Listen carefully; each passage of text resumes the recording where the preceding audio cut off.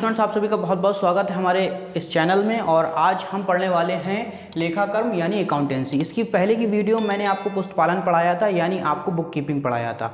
आज मैं पढ़ा रहा हूँ आपको अकाउंटेंसी। ये दो टॉपिक हैं, पुस्तपालन और लेखाकर्म यानी बुक कीपिंग एंड अकाउंटिंग, जिसको मैंने अलग अलग वीडियो में आपको प्रोवाइड करा रहा हूँ। तो आज की वीडियो में हम समझेंगे लेखाकर्म क्या होता है, पुस्तपालन और लेखाकर्म में अंतर क्या होते हैं, और एक अच्छे पुस्तपालन के क्या गुण होते हैं, क्या क्वालिटीज़ होती हैं, इसके बारे में आज हम समझेंगे। तो सबसे पहले समझते हैं कि लेखाकर्म क्या होता है यानी अकाउंटेंसी क्या होती है। तो अकाउंटेंसी को समझने के लिए सबसे पहले हम उसकी डेफिनेशन को समझते हैं, उसकी डेफिनेशन क्या है। तो उसकी डेफिनेशन को समझने से पहले हम उसमें यहाँ पर मैंने कुछ पॉइंट्स लिखे हैं, उस पॉइंट्स पर हम नज़र डालते हैं कि ये पॉइंट्स जो हैं ये क्या हैं। तो इन पॉइंट्स में जो पहला पॉइंट है वो ये है, लेखाकर्म व्यावसायिक सौदों के लिखने तथा वर्गीकृत करने की कला है।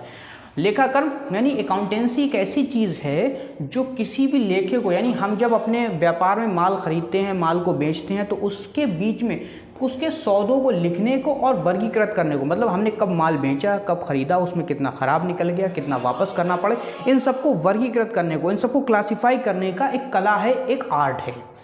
दूसरा हमने लिखा है, ये सभी लेन देन पूर्ण या आंशिक रूप में वित्तीय प्रकृति के होते हैं। मतलब इसमें जितने भी लेखे करे जाते हैं वो वित्तीय प्रकृति करे जाते हैं। दैट्स मीन इसमें जितने भी लेखे होते हैं, जितने भी हम करते हैं वो हम पैसों में करते हैं, रुपए में लेखे करते हैं। बाकी कोई भी ऐसे लेखा नहीं करते हैं जो पैसों से रिलेटेड ना हो।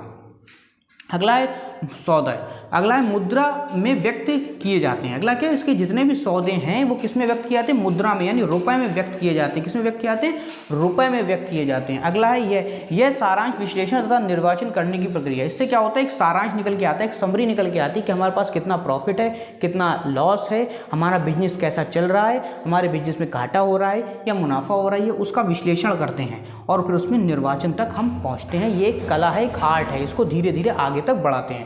अगला इसका जो अगला पॉइंट है वो इसके आधार पर निर्णय तथा निष्कर्ष निकाले जाते हैं, निर्णय लिए जाते हैं, यानी इसको ही ध्यान में रखकर हम डिसीजन लेते हैं। हम अपने प्रॉफिट एंड लॉस को जब जान लेते हैं तो फिर उसी हिसाब से डिसीजन लेते हैं कि अगली साल हम कौन सा माल बेचें जो ज़्यादा बिकेगा, कौन सा प्रोडक्ट लें तो ज़्यादा बिकेगा।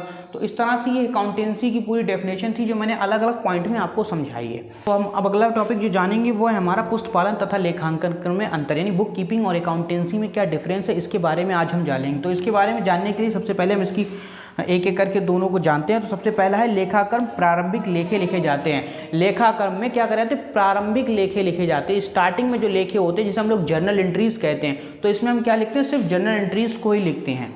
इसमें सूचनाओं का वित्तीय स्थिति ज्ञात की जाती है। इसमें क्या करा जाता है, सूचनाओं की वित्तीय स्थिति ज्ञात की जाती है, मतलब जो इन्फॉर्मेशन हमारे पास आ रही है या हमारी कंपनी की जो इकोनॉमिकल कंडीशन कैसी है इसके बारे में हम लेखाकर्म में बात करते हैं। दूसरा, यह लेखाकर्म से पहले होता है। ये क्या होता है, लेखाकर्म से पहले होता है। क्या करा जाता है, इसमें ये चीज़ ध्यान रखिएगा, ये ऑब्जेक्टिव वाइज क्वेश्चन में बहुत पूछ लेता है कि लेखाकर्म से पहले क्या किया जाता है। तो लेखाकर्म से पहले पुस्तपालन किया जाता है, पुस्तपालन के बाद क्या किया जाता है, तो पुस्तपालन के बाद लेखाकर्म किया जाता है। तो इस चीज़ बहुत बार पूछी जा चुकी है, तो इसको ध्यान रखिए। क्या तो यह लेखाकर्म से पहले किया जाता है। क्या करा जाता है, लेखाकर्म यानी अकाउंटेंसी से पहले क्या करी जाती है, बुक कीपिंग करी जाती है। तो बुक कीपिंग होता है, फिर क्या, यह पुस्तपालन के बाद आता है, यानी ये क्या आता है, पुस्तपालन के बाद आता है, बुक कीपिंग के बाद आता है। इसका उद्देश्य माल तथा रोकड़ की स्थिति ज्ञात करना है। मतलब इसमें सिर्फ इतना ही ज्ञात करा जाता है कि हमारे पास कितना माल बचा हुआ है बेचने के लिए, या कितना माल और बिकेगा, या उसकी वित्तीय स्थिति, उसकी इकोनॉमिकल कंडीशन क्या है बाजार में, इसको हम ज्ञात करते हैं। जबकि इसमें वित्तीय स्थिति ज्ञात की जाती है। इसमें सिर्फ वित्तीय स्थिति मानी हमारी पूरी कंपनी की इकोनॉमिकल कंडीशन क्या है उसके बारे में हम लेखाकर्म में बात करते हैं। अगला है, इसका क्षेत्र सीमित होता है। इसमें क्षेत्र क्या होता है, बहुत ज़्यादा सीमित होता है, ज़्यादा बड़ा नहीं होता है। इसका क्षेत्र बहुत ज़्यादा व्यापक होता है, मतलब बड़ा होता है, लार्ज होता है। यह लेखाकर्म पर निर्भर नहीं है। यह क्या है, लेखाकर्म जो पुस्तपालन है यह लेखाकर्म यानी अकाउंटेंसी पर निर्भर नहीं है, यह पुस्तपालन पर निर्भर है। यह पुस्तपालन पर क्या है, निर्भर, बुक कीपिंग पर डिपेंड है। क्यों डिपेंड है, क्योंकि सबसे पहले तो पुस्तपालन ही करेंगे तब लेखाकर्म करेंगे, इसलिए ये जो पुस्तपालन है वो लेखाकर्म पर डिपेंड नहीं है, लेकिन जो लेखांकन है वो पुस्तपालन पर डिपेंड है, क्योंकि पहले ये करा जाएगा फिर ये करा जाएगा। अगला क्या है, इसमें समायोजन लेखे नहीं किए। समायोजन एडजस्टमेंट, ये आपने 12th में पढ़ा होगा, एडजस्टमेंट किसे कहते हैं, एडजस्टमेंट करे भी होंगे आपने बैलेंस शीट में, ट्रेडिंग अकाउंट में, पीएल अकाउंट में। तो ये जो इसमें जो होते हैं कोई भी समायोजनाएं नहीं की जाती, कोई भी एडजस्टमेंट नहीं किए जाते हैं, जबकि इसमें बहुत सारे समायोजनाएं और एडजस्टमेंट किए जाते हैं। तो ये थे इसके डिफरेंस जो मैंने आपको बताए।